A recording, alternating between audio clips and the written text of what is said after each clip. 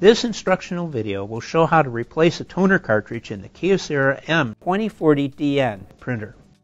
When the printer screen shows that it is time to replace toner, use this procedure. To maintain image quality, we recommend using genuine Kyocera toner containers. Genuine Kyocera toner is engineered specifically for Kyocera printers. Using any toner that is not genuine Kyocera toner may affect print quality and could damage the printer. Using non-Kyocera toner will also void the printer's warranty.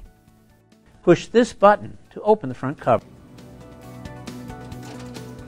Press this blue button on the right-hand corner to unlock the container and remove by pulling it straight out of the machine. Put the old toner container into the provided plastic waste bag and seal the bag. The toner containers are manufactured from recycled plastic, so put the used toner container into your recycle bin.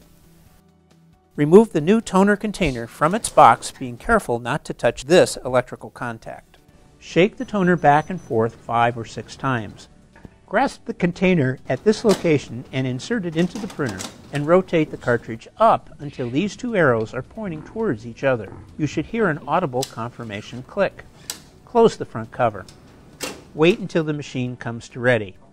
This could take several minutes, so please be patient.